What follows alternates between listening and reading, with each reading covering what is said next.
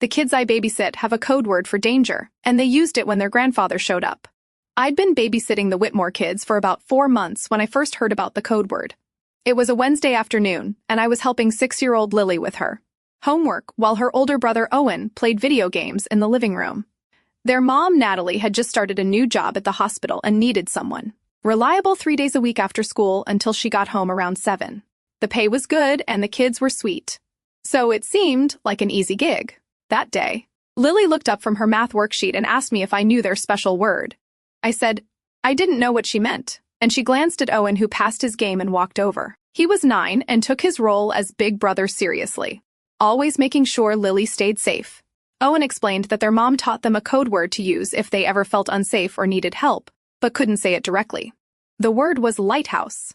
If either of them said lighthouse in a sentence, it meant something was wrong and I needed to pay attention. I asked why they needed a code word, and Owen's face got serious in a way that seemed too old for a 9-year-old. He said their grandfather wasn't allowed to see them anymore. If he ever showed up, they were supposed to use the word. Lily added that Grandpa used to be nice, but then he got mean and scared Mommy. She said sometimes people's brains get sick and they don't act like themselves anymore. I could tell Natalie had worked hard to explain it in a way that made sense to them without being too scary. I told them I understood and would remember the code word, then asked if they wanted to tell me what their grandfather looked like. So, I know if I saw him. Owen pulled out his mom's phone, which she left for emergencies, and showed me a photo from 2 years ago. A tall man with gray hair and a thick beard smiling at the camera with his arms around both kids. He looks like a normal grandfather, and that somehow made it worse. That conversation stuck with me, but I didn't think too much about it at the time. Natalie had seemed stressed when she hired me, but I figured it was just the normal chaos of being a single parent with a demanding job. She told me during the interview that the kid's father wasn't in the picture and her own parents weren't available to help, which I now understood meant something more complicated than just being busy. Over the next few weeks, I noticed small things that seemed unusual. Natalie always tested me when she was exactly 5 minutes away from home. She'd installed cameras at every door and checked them obsessively on her phone. The kids knew not to answer the door for anyone, even people they recognized, unless their mom had specifically told them someone was coming one evening when I mentioned that an older man had waved at us from across the street while we were getting the mail. Not at least face went pale, and she made me describe him in detail before relaxing and saying it was just their neighbor. The afternoon everything changed started normally enough.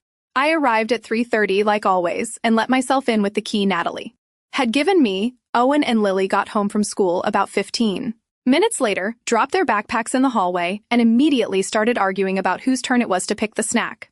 I was mediating their debate between apple slices and crackers. When someone knocked on the front door, the kids both froze instantly and looked at each other with white eyes. I checked the camera feed on the tablet. Natalie kept by the door and saw an older man standing on the porch holding a grocery bag. He had gray hair and a beard thinner than in the photo, but definitely the same person. My stomach dropped as I realized this was their grandfather. Owen grabbed Lily's hand and pulled her toward the kitchen, while I stood there trying to figure out what to do. The man knocked again part of this time and called out that he knew the kids were home because he'd seen them walk up the driveway. I told the kids to go upstairs to Owen's room and close the door while I handled this. Lily started to cry, and Owen put his arm around her shoulders, guiding her toward the stairs as they reached the top. Owen turned back and said clearly, "I hope the lighthouse is still standing after that storm last week." My heart started pounding because I knew exactly what he meant. I pulled out my phone and tested Natalie that her father was at the door, then dialed 911 and kept my finger hovering over the call button. The man knocked again and said he just wanted to see his grandchildren for a few minutes. He said Natalie was being unreasonable and keeping them apart for no good reason. His voice sounded normal and friendly, which made the whole situation feel surreal. How could someone who sounded so calm and reasonable be dangerous enough that the kids needed a code word? I walked to the door but didn't open it, calling through the wood that Natalie wasn't home and he needed to leave. He asked who I was, and I told him I was the babysitter. There was a long pause before he said that was perfect, that I seemed like a responsible young person who would understand that grandparents have rights. He explained that his daughter was going through some things and had gotten confused about some incidents that never actually happened. He said the court case was all a misunderstanding. He had been cleared of any wrongdoing. His tone was so reasonable and persuasive that for a second I almost doubted what the kids had told me. Then I remembered Lily's face when she'd said, Grandpa got mean and scared Mommy, and I knew I couldn't trust anything. This man said, I told him again that he needed to leave, and I was calling the police if he didn't. He laughed, like I'd made a joke, and said there was no need to overreact. He just wanted to drop off some presents he'd bought for the kids. Couldn't I at least take the bag from him? I said no, and pulled out my phone so he could see it through the window. His friendly tone disappeared immediately. He started pounding on the door with his fist and yelling that these were his grandchildren and nobody had the right to keep him away from them. He said Natalie had poisoned their minds with lies, and he was going to make sure everyone knew the truth. The kids could hear him from upstairs, and I heard Lily crying louder. My hands were shaking as I actually called 911. This time, the dispatcher answered, and I explained the situation as quickly as I could, while the man kept pounding and shouting. She said officers were on the way and to stay inside with the doors locked and not engage with him anymore. I could hear her typing rapidly and asking for details about the protective order. I didn't know the details, so I tested Natalie again, asking about it. She responded immediately saying there was a restraining order, and he wasn't supposed to be within 500 feet of the house or the kids. She was leaving work right now and would be home in 20 minutes. Those 20 minutes felt like hours. The grandfather stopped pounding and everything went quiet for about 30 seconds. I checked the camera and saw him walking back to his car, an old blue sedan parked across the street for a moment. I thought he was leaving. Instead, he opened the trunk and pulled out a metal baseball bat. My entire body went cold as I watched him walk back toward the house, swinging it casually. He called out that if I wasn't going to be reasonable about this, you'd find another way in. He walked around the side of the house toward the backyard. I lost sight of him on the camera. I ran upstairs to Owen's room where both kids were huddled together on the bed. Owen had his arms around. Lillian was whispering that everything would be okay. I told them police were coming and their mom was on her way home and we just needed to stay quiet and safe up here. Then I heard glass breaking downstairs. He'd smashed the sliding door in the kitchen. I pushed the kids into Owen's closet and told them to stay there no matter what. Then I grabbed Owen's wooden baseball bat from beside his bed. My hands were slippery with sweat as I gripped it and positioned myself between the closet and the bedroom door. I could hear heavy footsteps downstairs, and the man calling out for Owen and Lily in a sing-song voice that made my skin crawl. He was saying he'd brought them presents and didn't they want to see what Grandpa bought them? His footsteps started coming up the stairs slowly one at a time, and each creak of the wood made my heart pound harder. I could hear Lily crying quietly in the closet, and Owen shutting her gently. The footsteps reached the top of the stairs and paused. I held my breath and tightened my grip on the bat, and his voice came from right outside. The door saying he knew they were in there and they needed to stop playing games. The doorknob started to turn and I raised the bat above my head, ready to swing at anyone who came through. The door opened slowly, and I saw his face. Angry and determined, nothing like the smiling grandfather from the photo. He saw me standing there with the bat and actually laughed, saying I was just a kid myself and needed to put that down before someone got hurt. He took a step into the room and I swung the bat as hard as I could, not aiming for his head but for his shoulder. It connected with a solid thunk, and he stumbled backward, dropping his own bat with a clatter. He grabbed his shoulder and swore, then launched at me. I swung again, but missed this time, and he caught the bat, yanking it out of my hands with more strength than I expected. Now we were both in the room, and he was between me and the door holding both bats. He told me I just made a very big mistake, and he wasn't leaving without his grandchildren. That's when I heard sirens getting closer, and his face changed from angry to panic. He looked toward the window, and then back at the closet where the kids were hiding. Police sirens were right outside now, and I heard car doors slamming. The man swore again and threw the bats on the floor and ran out of the room and down the stairs. I heard him thundering through the house and the back door slamming. I ran to the closet and opened it, finding both kids clutching each other and shaking. I told them it was safe and the police were here, but Owen wouldn't let go of Lily. Police officers were coming through the front door now, calling out to announce themselves, and I yelled down that we were upstairs and safe. 2 officers came up with their weapons drawn, checking every room before lowering them. A female officer knelt down in front of the kids and introduced herself as Officer Williams. Asking if they were hurt, Lily shook her head but couldn't stop crying. Owen just stared at the floor and held his sister tighter. Officer Williams said they had caught the man trying to climb the back fence and he was in custody now.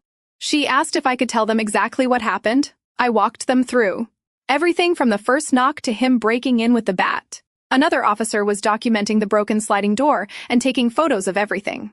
More police arrived and started setting up a perimeter around the property.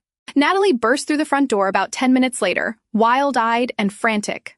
Pushing past officers until she found us upstairs, she dropped to her knees and pulled both kids into her arms, sobbing and checking them over for injuries.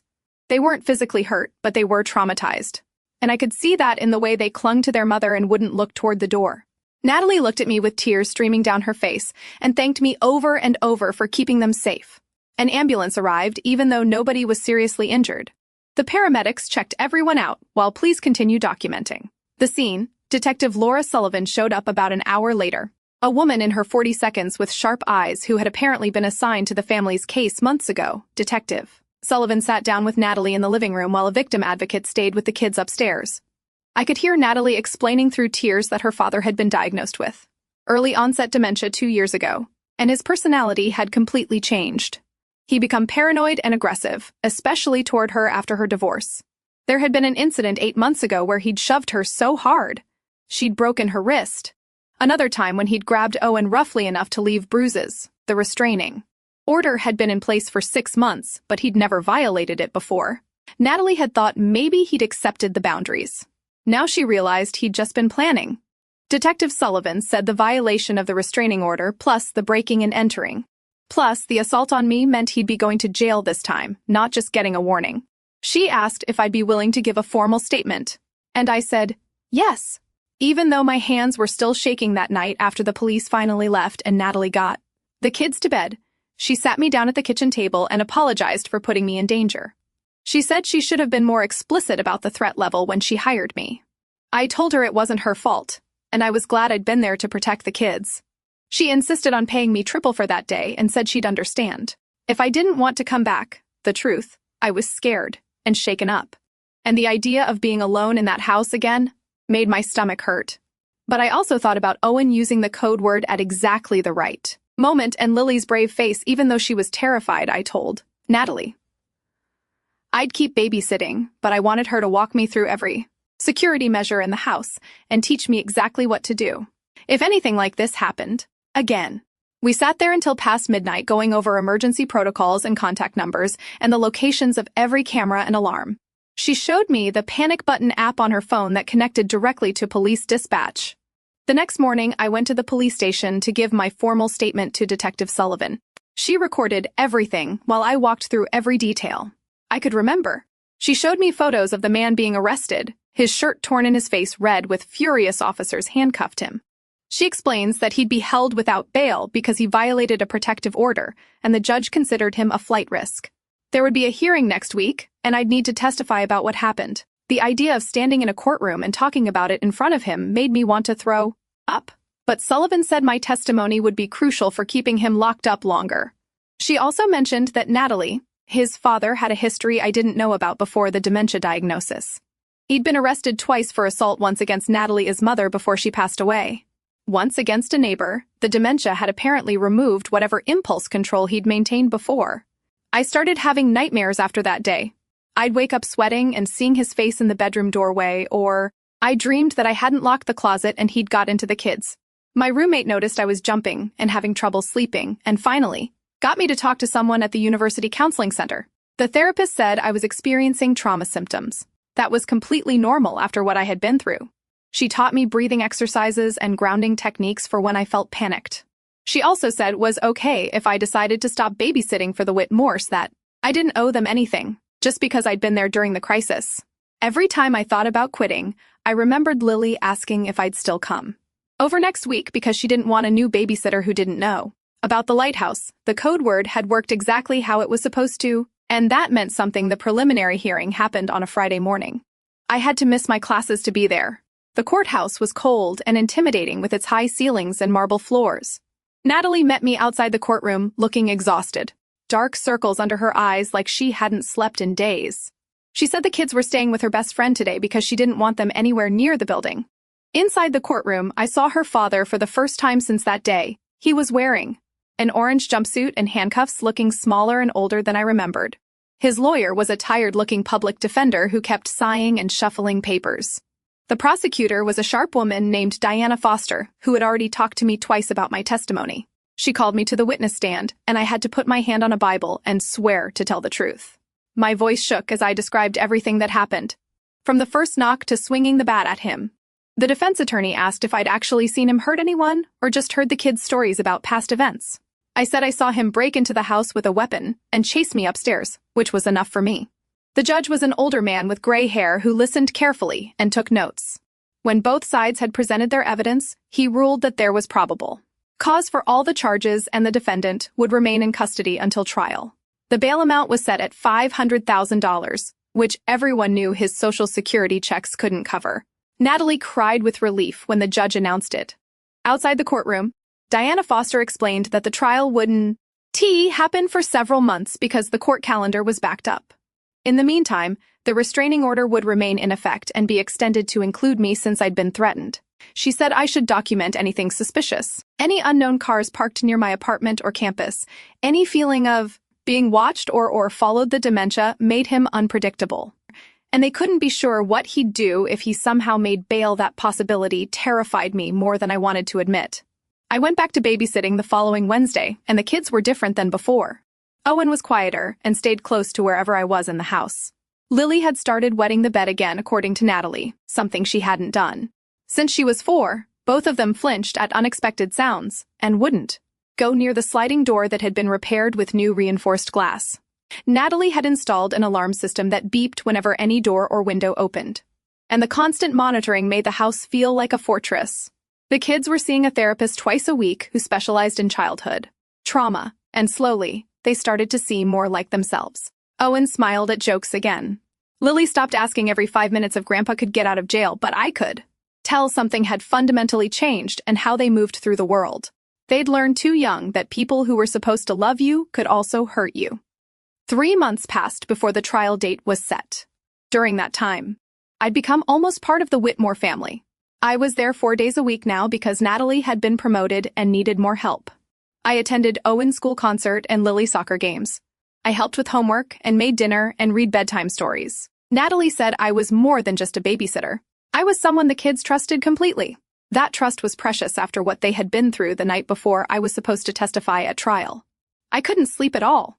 I lay in bed, rehearsing my answers to the questions Diana Foster had prepared me for. I worried about forgetting important details or saying something wrong that would hurt the case. My roommate brought me chamomile tea and sat with me until I finally dozed off around 3 in the morning. The trial lasted 4 days. I testified on the second day, walking through everything again, with Diana guiding me through questions. The defense attorney tried to make it seem like I'd overreacted, that an elderly man with dementia wasn't really a threat, and I'd been the one who escalated by swinging a bat at him. Diana objected multiple times, and the judge sustained most of her objections. When I stepped down from the witness stand, my legs were shaking so badly. I nearly tripped. Natalie testified next, describing years of escalating violence and control from her father. She talked about the broken wrist and the bruises on Owen and the constant fear she lived with. Owen's pediatrician testified about the injuries he documented. Detective Sullivan presented all the evidence they'd collected, including security camera footage from a neighbor that showed the man walking up to the house with the bat in his hand. The defense tried to argue diminished capacity due to dementia, but the prosecutor showed evidence that he had planned the visit carefully, proving he knew what he was doing was wrong. The jury deliberated for 6 hours before coming back with guilty verdicts on all charges: breaking and entering, violating a restraining order, assault with a deadly weapon, attempted kidnapping. The judge scheduled sentencing for 3 weeks later. Natalie collapsed in her chair, sobbing when she heard the verdicts, and I sat beside her with my arm around her shoulders outside the courthouse. Diana told us that with his prior record and the severity of the crimes, he was looking at significant prison time, probably 8 to 12 years. Given his age and health issues, that might mean he'd never be released. The thought should have made me feel safer, but instead, I just felt sad for everyone involved. Owen and Lily had lost their grandfather not because he died, but because his brain betrayed him and turned him into someone dangerous. Natalie had lost her father years ago to dementia and now had to watch him go to prison. There were no winners here, just damage control. Sentencing day came on a morning in late October. The courtroom was packed with people I didn't recognize, apparently advocates for dementia patients and prison reform, who thought incarcerating someone with a degenerative brain disease was inhumane. The judge listened to their arguments and then asked if anyone wanted to speak on behalf of the victims. Natalie stood up and walked to the microphone with a piece of paper shaking in her hands. She talked about loving her father and grieving for the man he used to be, but also about the terror of living under constant threat. She described Lily's nightmares and Owen's anxiety and her own inability to trust anyone. She said she wanted her father to get medical help, but she also needed her children to be safe, and she didn't know how to balance those two truths. The judge listened carefully and thanked her for her statement. Then he sentenced her father to 10 years in a prison facility with a specialized dementia care unit. He'd be eligible for compassionate release if his condition deteriorated to the point where he was no longer a threat, but that decision would be made by a review board, not automatically after sentencing. Life slowly started to return to something like normal. The alarm system became background noise. We barely noticed. The kids stopped checking every room before entering. Natalie started sleeping through the night again. Instead of waking up at every sound, I continued babysitting and watching these two kids grow up and heal. Owen started playing baseball again, and was really good at it. Lily joined a drama club and discovered she loved performing. Both of them knew the code word lighthouse would probably never be needed again. They still remembered it. Some things you don't forget. Even after the danger has passed, Natalie told me one evening after the kids were in bed that she felt guilty for how everything had turned out. She loved her father and hated seeing him in prison deteriorating further every time she visited, but she also knew she had made the only choice available to protect her children. Sometimes there are no good options, just less terrible ones. A year after the trial, I graduated and moved across the country for a job. The goodbye with Owen and Lily was harder than I expected. These kids had taught me things about resilience and courage that I'd carry forever.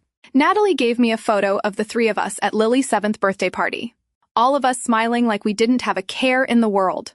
On the back, she'd written, "Thank you for being our lighthouse." I cried on the plane right across the country, not because I was sad exactly, but because some experiences change you permanently. You can't go back to who you were before. I learned that normal-looking people could be dangerous, that love and fear could exist in the same relationship. That sometimes protecting someone meant testifying against their family member in court. Those weren't lessons I'd wanted to learn at 22, but they'd made me stronger and more aware. This was just one of many wild stories. Stick around by hitting subscribe. And let me know what you thought in the comments.